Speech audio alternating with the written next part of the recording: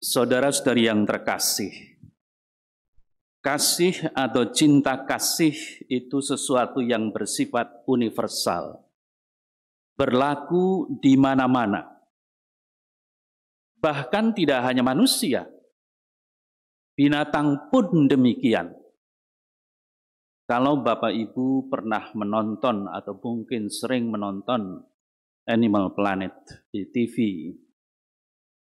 atau channel lain yang menunjukkan bagaimana binatang-binatang buas hidup bergerombol, lalu bagaimana mereka menunjukkan cintanya terhadap sesamanya, induknya terhadap anaknya. Tidak lain seperti yang tadi saya katakan, memang kasih itu berlaku universal, apalagi manusia. Manusia sungguh-sungguh yang namanya cinta kasih itu dibutuhkan dan harus diwujudkan. Tetapi kita menyadari bahwa kasih yang indah tidak berarti dalam pelaksanaan itu juga indah. Karena pelaksanaan kasih itu menuntut beberapa hal yang rasanya kadangkala dalam waktu-waktu tertentu kita tidak bisa mengungkapkannya dengan tepat. Lalu bagaimana dan apa hubungannya dengan Ekaristi yang kita rayakan pada Jumat pertama ini? Saudara-saudari yang terkasih, Jumat pertama yang selalu kita rayakan, tentu dalam hubungannya dengan yang namanya devosi kepada hati kudus Yesus. Hati adalah simbol lambang kasih. Tetapi kita juga sadar, lambang atau simbol kasih yang bagaimana? Saya seringkali mengatakan di dalam permenungan, simbol kasih kita bukan hati, tetapi salib. Mengapa? Hati sebagai hati manusia, kita menyadari kasihnya sangat terbatas. Tetapi yang namanya salib ditunjukkan oleh Tuhan sendiri, itulah kasih yang sejati. Kasih sampai sehabis-habisnya. Nah, lalu bagaimana hal itu harus kita hayati dalam kehidupan sehari-hari? Saudara saya terkasih, kalau tadi saya katakan bahwa kasih itu bersifat universal, manusia di mana saja, kapan saja, pasti akan mewujudkan, mengungkapkan kasih itu. Iya, termasuk tadi saya katakan binatang atau hewan. Nah, dalam pengungkapan, dalam perwujudan kasih itu, kalau hal itu diungkapkan secara umum, universal, lalu pertanyaan muncul, apa bedanya kita sebagai orang Kristiani, orang Katolik, mengungkapkan kasih, diperhadapkan dengan kasih-kasih yang bukan orang Kristiani? Saudara terkasih, inilah salah satu tantangan bagi kita dalam merenungkan, menghayati kasih kita sebagai umat Kristiani. Saya katakan bahwa kekasan kita sebagai orang Kristiani tidak lain. Kasih bukan pertama-tama dari diri kita, melainkan kasih Allah terhadap kita. Maka tadi dalam pengantar saya katakan, Allah mencintai kita sejak kita diciptakan. Dan selalu dikatakan di dalam Alkitab bahwa bukan kita yang mencintai Allah, tetapi Allah sendiri lebih dulu mencintai kita. Nah, berarti apa?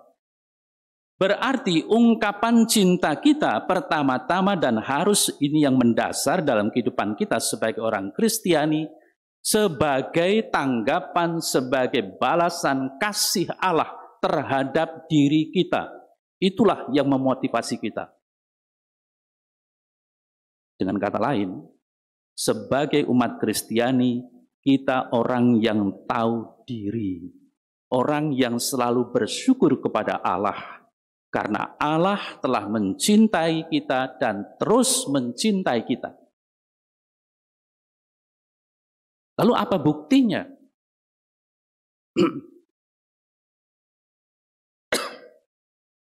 Kalau kita merayakan Jumat pertama, selalu nanti akan diakhiri dengan adorasi singkat. Adorasi Ekaristi. Ekaristi yang tidak lain adalah buah dari salib. Ekaristi dalam perayaan Ekaristi merupakan buah salib atau salib itu sendiri yang dihadirkan secara tak berdarah. Nah, kalau Ekaristi itu merupakan buah salib, dan tadi saya katakan justru salib itulah sebenarnya tanda kasih yang total. Kita diajak merenungkan di hadapan sakramen Maha Kudus itu tentang kasih kita terhadap Allah dan terhadap sesama. Bukan dengan kasih kita mau mencari sesuatu, tidak. Tetapi justru kita mensyukuri kasih Allah itu. Dan itu sebabnya mengapa kita sebagai umat Katolik khususnya selalu merayakan Ekaristi. Tidak lain kita merayakan kasih itu sendiri. Dan kita menerima Ekaristi itu. Itulah wujud penyertaan Allah yang mengasihi kita. Dan kita tahu bahwa sakramen Ekaristi itu tidak lain adalah cara Allah untuk menguduskan kita. Sekali lagi, itu semua tanda nyata bahwa Allah sampai sekarang tetap mencintai kita. Maka kita sebagai umat Kristiani, Katolik khususnya, tidak bisa tidak harus selalu bersyukur karena kasih Allah itu. Permasalahannya adalah, apakah hal itu kemudian gampang kita ungkapkan, gampang kita wujudkan selalu bersyukur itu? Tidakkah seringkali kalau kita menderita, bukan syukur yang kita ungkapkan, tetapi sungut-sungut yang terwujud di dalam kehidupan kita, dalam diri kita. Mengapa terjadi demikian? Pertama-tama adalah karena kita menghayati Allah. Allah yang mengikuti pikiran dan kehendak kita. Kalau Allah itu Allah, maka mestinya menolong saya, kan begitu. Kalau Allah itu Allahku, maka harus mengikuti kehendakku. Tidak dibalik. Kalau kenyataannya harus dibalik, itulah sebenarnya yang menjadi tuntutan bagi kita semua. Harus pertama-tama memahami bahwa Allah itu mengasihi saya, Allah itu mengendaki saya berbuat ini dan itu. Dalam kenyataan mungkin kita akan menderita. Lalu apakah kita bersungut-sungut? Nah, maka dari itu saudara terkasih, mari. Seperti apa yang tadi kita dengar bersama. Inilah perintahku, yaitu supaya kamu saling mengasihi seperti aku telah mengasihi kamu. Tidak ada kasih yang lebih besar daripada kasih seorang yang memberikan nyawanya untuk sahabat-sahabatnya. Kita tahu Yesus mengatakan kepada para murid, kamu bukan lagi hamba, kamu adalah sahabat.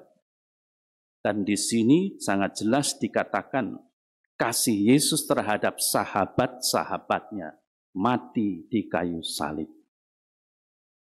Dengan demikian, saudara terkasih, kalau Allah mengorbankan putranya, wafat di kayu salib, sebagai kasih yang total terhadap manusia yang berdosa ini, Maka seharusnya kita sebagai orang yang tahu diri harus bersyukur.